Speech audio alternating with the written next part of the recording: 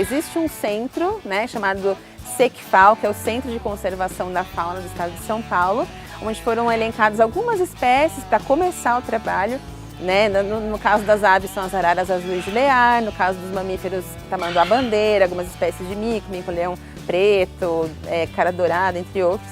É um centro focado na conservação, então tudo que se faz lá é para isso, os recintos são adaptados para isso, é um local muito tranquilo, amplo, com uma cenografia que estimula, né, os comportamentos naturais dos animais. No caso das araras de Lear mesmo, né, os recintos têm aqueles paredões simulando os paredões de arenito da natureza que tem lá no Nordeste. São feitas pesquisas lá também. E mesmo a parte técnica, né, eles estão muito próximos dos bichos, em observação constante. É um trabalho totalmente focado para a conservação. E já tivemos sucesso reprodutivo de algumas dessas espécies, né, então estamos no caminho certo.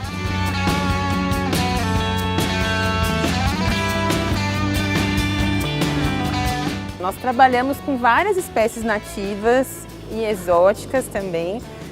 Nós temos espécies ameaçadas de extinção, né? Nós trabalhamos com gavião de penacho, com águia cinzenta, com ararajuba, arara azul de Lear, arara azul grande, vários tipos de anatídeos, ratitas. Então nós temos aquelas espécies que as pessoas geralmente veem nos zoológicos, né? Que são as mais comuns. Mas também temos espécies mais raras, né? E algumas delas já com sucesso. Então, gavião de penacho, por exemplo, aqui o zoológico é a única instituição também, né, assim, no Brasil com sucesso, já de muitos anos, muitos filhotes, né, conseguiu esse sucesso reprodutivo. Arara azul de Lear também é a única, apesar das pessoas não verem elas ainda em exposição, mas também trabalhamos com a espécie há muitos anos. E de 2015 para cá já foram 10 filhotes, né? Então, mas temos as espécies também comuns, exóticas, os psitacídeos, pavões, que as pessoas gostam muito, né? E pedem para ver e querem conhecer, né? E a gente sempre pensa, né, em tratá-los da melhor maneira possível, garantindo a saúde deles, para que sejam sempre visíveis ao público e conhecer gera um apego, né, também para as pessoas, né? Acho que tem que conhecer para respeitar, para conservar, né? Os zoológicos são responsáveis pela conservação in situ, na qual preserva os animais que estão em seu habitat, e também pela conservação ex situ, que é a manutenção de populações em cativeiro.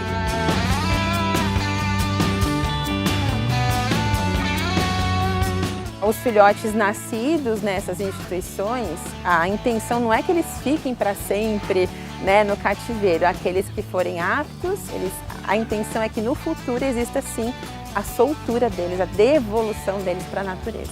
Então, uma vez que foram tirados há muitos anos atrás, e que aconteceram tantas coisas por tráfico principalmente, né? Então pensar que as ações humanas fizeram com que a população, né, entrasse em declínio, tem que ser também as ações humanas para tentar devolver e fazer essa população crescer de novo.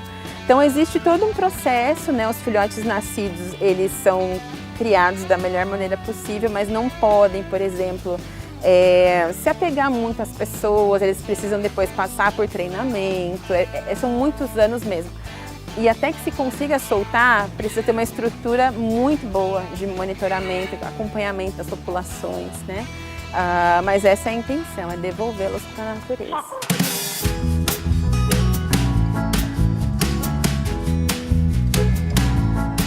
Girafa é uma espécie referência, o zoológico é referência mundial na reprodução de girafas. O primeiro nascimento aconteceu em 1977 e de lá para cá 27 girafas nasceram aqui no Zoo de São Paulo. Então a gente já tem um protocolo de manejo muito bem estabelecido que serve até de exemplo e de uso para outras instituições que querem reproduzir essa espécie que infelizmente está ameaçada de extinção na categoria de vulnerável.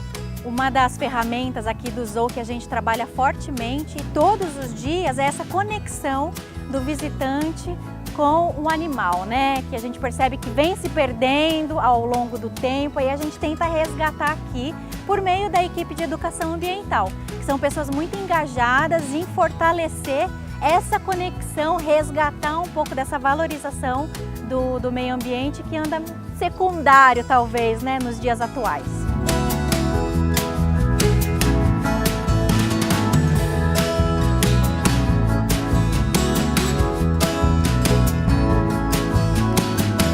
daqui é o Espaço Abaré. O Espaço Abaré é um espaço que tem como missão chamar público essa discussão da valorização da cultura indígena. Tá? Então, a cultura indígena como um dos pilares de fundação do nosso país, como é. Tá? Então, a gente potencializa nesse espaço esse tipo de discussão. Tá? Então, a gente tenta criar diálogos para aproximar a população com essa cultura que para muita gente fica distante, fica afastada e as pessoas desconhecem. Tá? Então, para tentar aumentar esse repertório e reconhecer, né, a cultura indígena como está inserida na nossa cultura, esse espaço cria esse diálogo. Esse espaço chamado Abaré, Abaré em tupi significa amigo, então a gente tem algumas peças de diferentes etnias, principalmente do norte do nosso país, que então a gente visa então fomentar esse tipo de discussão na nossa sociedade.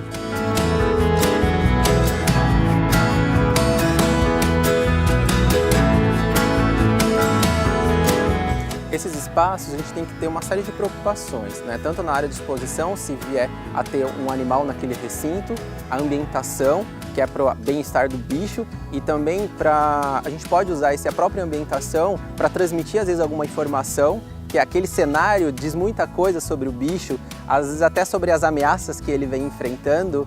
Então a gente leva em conta tanto a questão do bem-estar quanto também a parte educativa que a gente consegue com aquele espaço em si. E principalmente levando em conta as mais atuais, a questão da acessibilidade, né, para os diferentes públicos, para a gente já adaptar os recintos, os espaços educadores, para atender diferentes tipos de públicos com necessidades diferentes.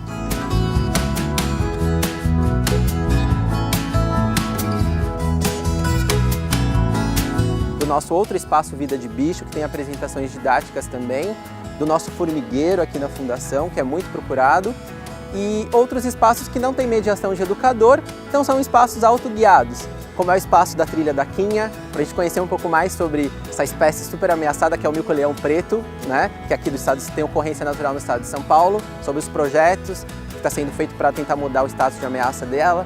Temos o espaço Caminho das Serpentes, o Pulo do Sapo que nós conhecemos, que são espaços educadores então autoguiados que as pessoas podem adentrar, tem uma programação diária e é super legal, eu recomendo.